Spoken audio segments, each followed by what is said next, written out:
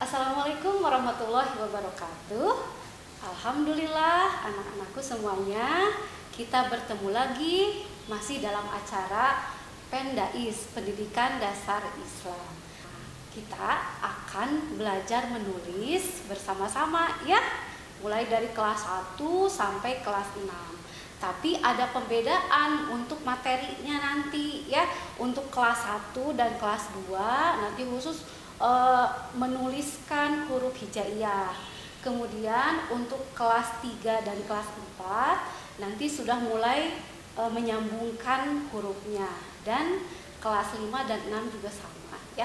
Nanti diaplikasikan, diberikan contoh menulis satu kalimat sempurna. Nah, untuk materi menulis ini kita sudah kedatangan guru nih, guru yang memang sudah ahlinya di bidang menulis ya, terutama menulis huruf hijaiyah. Nah, di sini Bu Erna sudah bersama Ustadz Agus. Terima kasih Ustadz sudah hadir di sekolah kita. Nah, sebelumnya Bu Erna akan bacakan kurikulum vitae-nya ya. Siapa sih Ustadz ini gitu? Siapa namanya? Dari mana kok tiba-tiba ada di sekolah kita? Namanya Ustadz Agus Setiawan Mubarok, betul ya Ustadz ya? Tempat tanggal lahirnya di Bandung, asli Bandung, tanggal 6 Agustus 1983. Orang Indonesia sama dengan kita ya. Statusnya sudah menikah. Kemudian alamatnya beliau tinggal di Kampung Cipicung Hilir, RT 5 RW 2, Kelurahan Ciumbuleuit, Kecamatan Cidadap. Ya. Untuk riwayat pendidikannya, Ustadz Agus ini pernah belajar di Ponpes Ponpes Qiraatus Sab'ah Asyifa. Ya. Kemudian Ponpes Tahfidz Ulumul Quran dan Ponpes Kaligrafi Islam Nurul Quran. Jadi ada 3 pondok pesantren yang sudah Pak Ustadz ini sudah belajar gitu ya. Kemudian Pak Ustadz Agus ini sudah mendapatkan sertifikat nih, jadi kita jangan ragu lagi kalau kita nanti akan belajar dengan Ustadz Agus ini. Yang pertama, beliau ini sudah punya sanad tahsin ya, sanad tahsin dari qiraat sab'ah, kemudian matan jazari dan tufatul afal. Kemudian beliau juga sudah mempunyai sertifikat menulisnya. Nah, ini dari daurah Syekh Bel'aid. Betul ya saya mengucapkannya Bel'aid. Hamidi ya? Ya, Hamidi. Dari mana itu Ustaz? Dari Maroko. Oh, dari Maroko. Oh, alhamdulillah. Kemudian Ustaz juga sudah mendapatkan sahadah menulisnya dari Ustadz Mansur Sarifuddin SPDMA. Iya. Dan untuk riwayat pekerjaannya, Ustadz Agus ini sekarang lagi aktif mengajar di lembaga tahfidz tilawah Quran. Betul. Iya, sekarang masih aktif ya Ustadz ya? Masih, alhamdulillah. Masih. Kemudian yang kedua, aktif di komunitas touring sebar Al-Quran juga. Betul. Ini juga masih diikuti masih, ya. Masih sampai saat ini. Alhamdulillah, dari tahun 2018. Kemudian ada lagi nih, founder Rumah Quran Mubarok ya Ustadz ya. Dan satu lagi, jadi ada 4 kegiatannya, banyak ya. Master Trainer Syamil Quran. Nah, kita juga sudah tahu ya kalau Syamil Quran, kita juga pernah menggunakan buku Syamil Quran. Nah, ini Ustadz sebagai trainernya di Syamil Quran dari tahun 2019 sampai sekarang ya. Sampai saat ini. Iya. Nah, insya Allah kita akan belajar menulis tentang huruf hijaiyah bersama Ustadz Agus Setiawan Mubarok. Untuk itu kita boleh berkenalan dulu dengan Pak Ustadz ya, dengan Ustadz kita. Silakan Pak Ustadz. Bismillahirrahmanirrahim. Assalamualaikum warahmatullahi wabarakatuh. Waalaikumsalam warahmatullahi wabarakatuh. Alhamdulillahirabbil alamin hamdan syakirin, asyhadu an la ilaha illallah wa asyhadu anna Muhammadan abduhu wa rasuluhu arsalallahu nabiyyan ba'dah. Alhamdulillah, terima kasih kepada MC untuk senantiasa memberikan kesempatan di kesempatan hari ini untuk datang di program Pendais ya.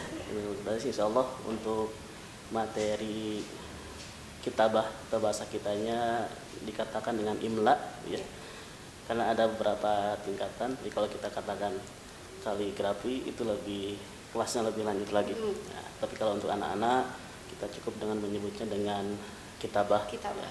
Bagaimana untuk kitabah ini lebih orientasinya lebih ke anak-anak mampu untuk senantiasa pertama menulis huruf hijaiyah ya, dalam bentuk tunggal maupun nanti huruf hijaiyah dalam bentuk tersambung perkata maupun perkalimah. Lebih lanjut lagi mungkin insya Allah nanti dari anak-anak kita semua, mereka senantiasa selain bisa membaca Al-Quran, bisa menghafal Al-Quran, tentu saja yang ketiga adalah mereka mampu untuk senantiasa menuliskannya gitu ya. Itu yang menjadi proyek kita bersama. Nah, di kesempatan hari ini insya Allah untuk anak-anakku semua, Bapak sudah berikan 3 materi ya. Yang pertama adalah materi huruf hijaiyah tunggal. Bapak sudah insya Allah nanti dicontohkan di tutorialnya, yaitu huruf hijaiyah ngambil 6 huruf, yang mana 6 huruf ini dalam bentuk sambungan itu tidak dapat disambung hanya di awal itu ya, dalam bentuknya. Yang pertama adalah huruf dal, kemudian kedua zal, ketiga ro, kemudian zai ya.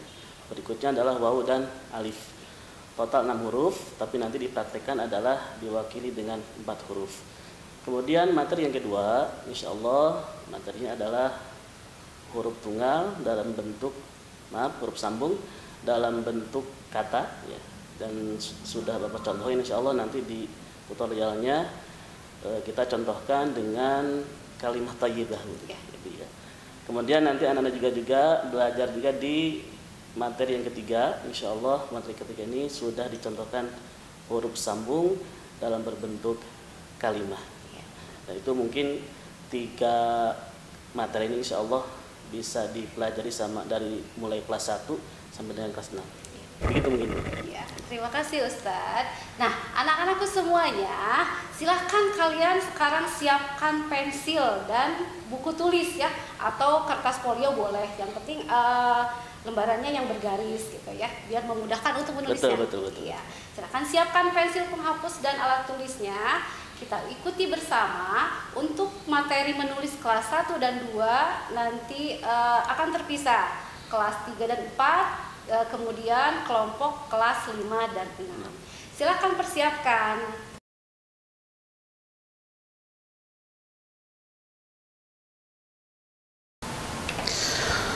Bismillahirrahmanirrahim.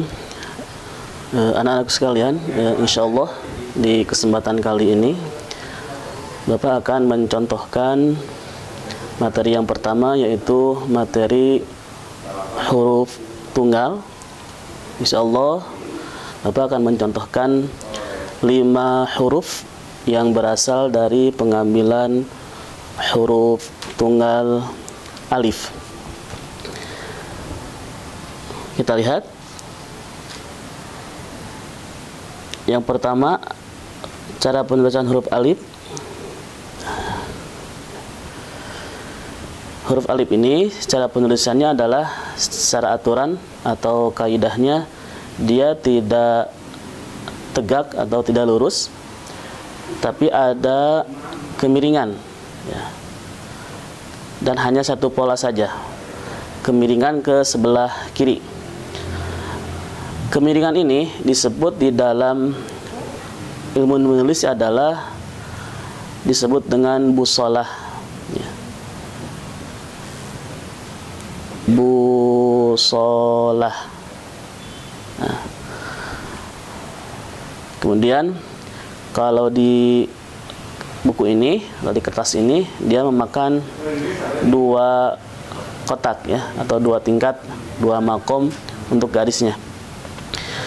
Nah, nanti dari huruf alif ini dia akan berkembang kepada 4 huruf yang lain ya, yaitu huruf kaf, kemudian lam ya, kemudian to, yang terakhir adalah huruf mim ya. Baik, kita simak lagi cara penulisan huruf alifnya secara sempurna.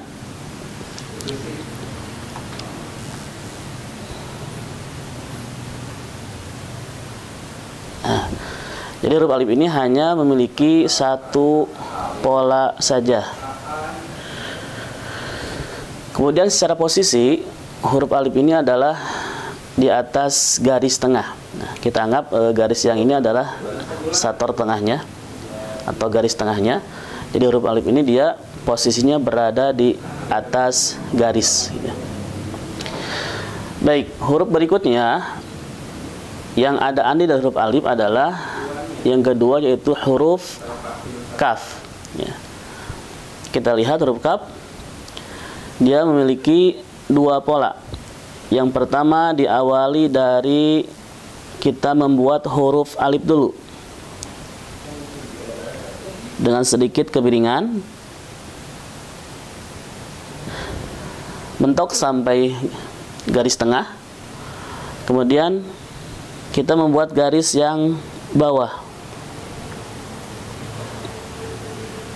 Nah, jadi kesimpulannya huruf kaf ini memiliki dua pola. Satu, penulisan seperti alif atau huruf alif. Kemudian yang kedua, garis lurus di bawah. Nah, jadi untuk kaf dia memiliki dua pola. Kemudian di huruf kaf itu ada yang namanya seperti huruf hamzah. Nah, dia berada di posisi tengah kalau huruf tunggal.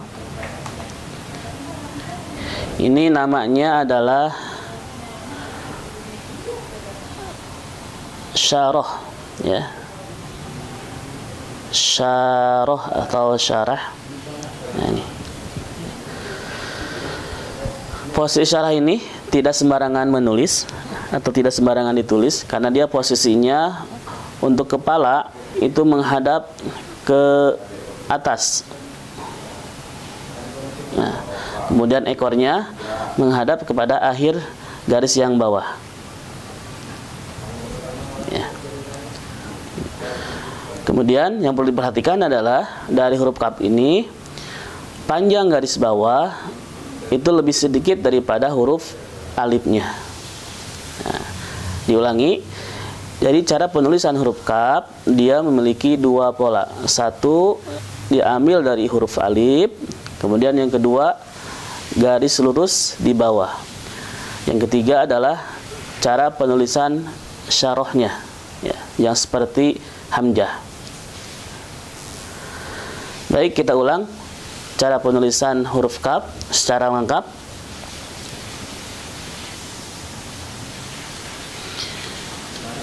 Satu, kemudian dua, kemudian kita yang ketiga adalah tulis syarahnya.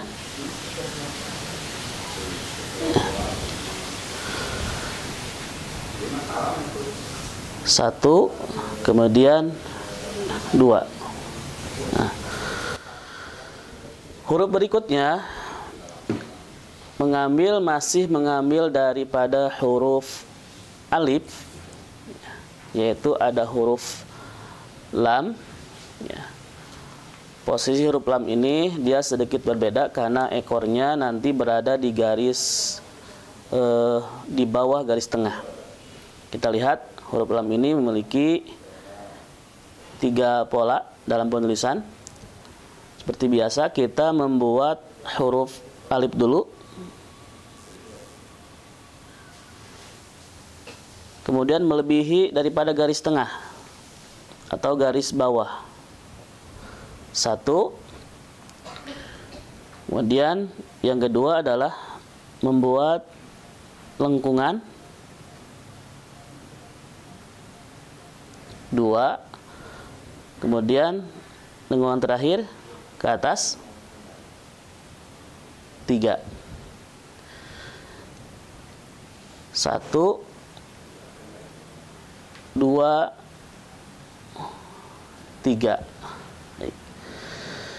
Jadi penulisan huruf lam dia memiliki tiga pola dalam penulisan. Satu, pola huruf alif, kemudian pola lingkaran atau lengkungan yang kedua, lalu lengkungan yang kedua di pola yang ketiga. kita perhatikan di sini dari garis tengahnya. Jadi lam ini memiliki dua penempatan. Huruf alif dia berada di posisi garis tengah, kemudian untuk ekornya itu berada di bawah garis tengahnya. Kemudian perlu diperhatikan ekornya dia menghadap kepada kepala huruf alif. Kita lihat di sini, kita kasih tanda. Ya. Baik, anak-anakku sekalian, kita ulang lagi cara penulisan huruf lam dengan sempurna tanpa dipotong.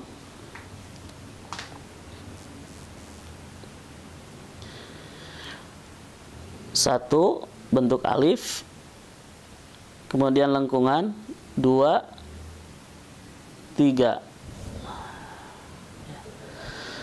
Kemudian diperhatikan lengkungannya, yang ekor ini, lengkungan yang sempurna adalah, kita lihat,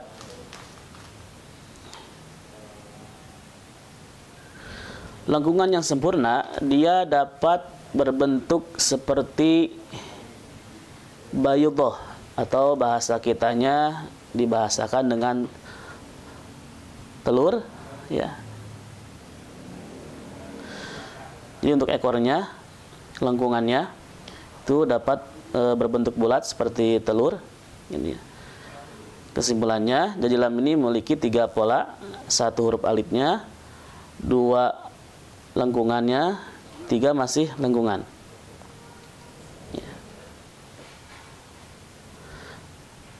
Baik, huruf berikutnya masih mengambil dari bagian huruf alif adalah huruf to. Ya. Kita lihat penulisan secara terpotong dulu.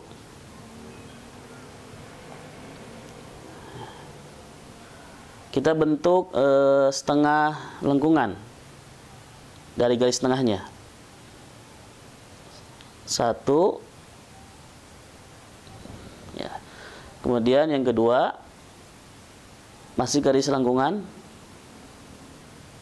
2.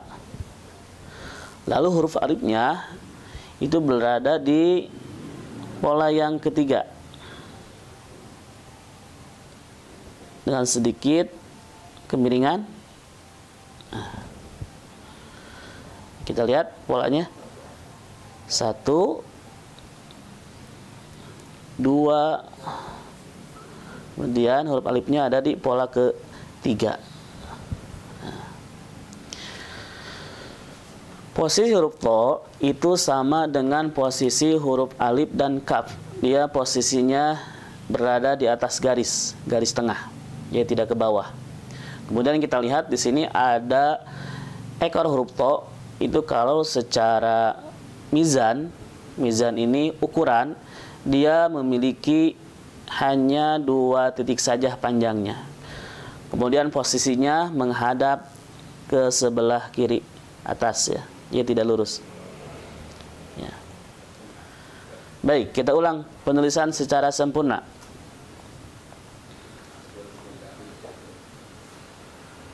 1,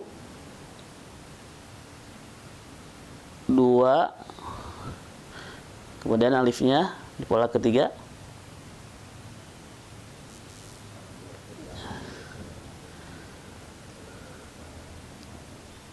1, 2, kemudian pola ketiga.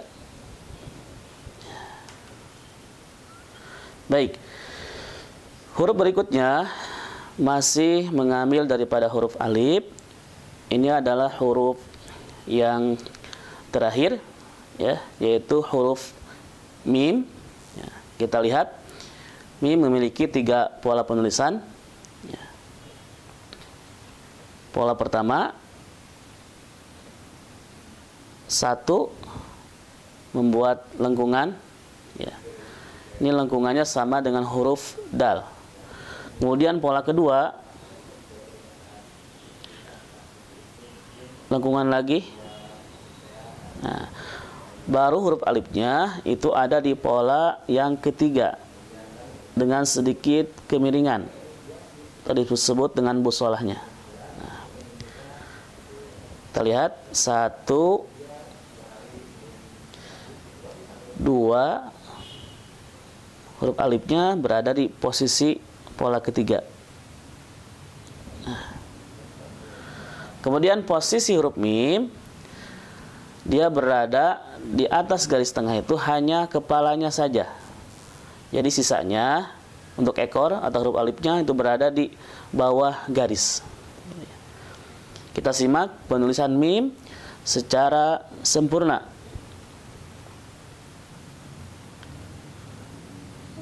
Satu, kemudian 2, 3 huruf alif. Kemudian kita lihat panjang lengkungan di pola kedua itu hanya 2 titik saja, tidak lebih. 1, 2, kemudian 3. Baik, jadi kesimpulannya dari huruf alif akan terlahir 4 huruf berikutnya, yaitu huruf kaf, lam, to, kemudian huruf mim. Anak-anak sekalian, coba kita akan mulai penulisan yang sempurna dari awal ya, dari huruf alif, kaf, lam, to, kemudian huruf mim. Dengan posisi sejajar ke sebelah kiri. Ya. Kita mulai daripada yang pertama, yaitu huruf alif.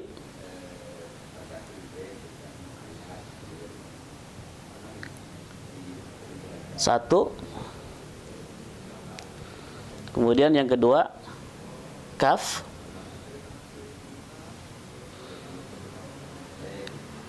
Satu,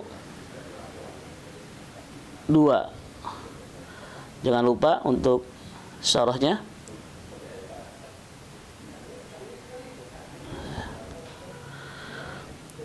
Huruf yang ketiga adalah lam dengan memiliki 3 pola penulisan.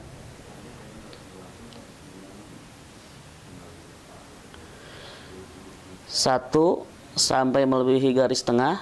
Kemudian yang kedua bikin lengkungan 2, 3 dengan lengkungan menghadap di awal atau kepala alifnya. Huruf berikutnya adalah to. Kita lihat.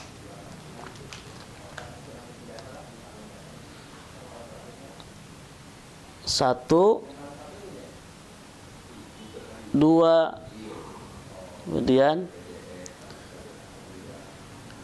3. Jangan lupa untuk huruf to ini dia sedikit berbeda karena posisinya ada kemiringannya. Setiap huruf itu selalu ada kemiringannya atau disebut dengan busolah. Huruf yang terakhir adalah huruf mim. 1, 2, 3. Jadi kita simpulkan dari kelima huruf ini yang posisi di atas garis itu hanya 3 huruf saja. Alif, kaf, kemudian to.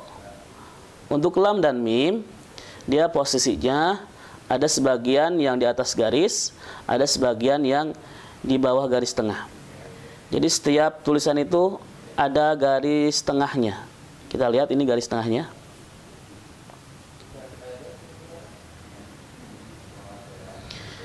Nah, baik, anakku sekalian, jadi bisa disimpulkan untuk penulisan dari huruf alif ini terlahir 4 huruf ya, jangan lupa. Kaf, lam, to, kemudian mim. Nah, jadi kelima total dengan huruf alif. Cara penulisannya sama, semuanya ada andil daripada huruf alifnya. Kemudian perlu diingat juga penulisan huruf alif dia tidak tegak atau tidak lurus, tapi ada kemiringan. Kemiringan ini disebut dengan busolah. Mudah-mudahan kalian bisa mengikuti untuk nanti penulisan dari huruf alif ini, ya. Alif, kaf, lam, to, kemudian huruf mim. Baik, begitu saja. Mudah-mudahan kalian bisa mengikuti.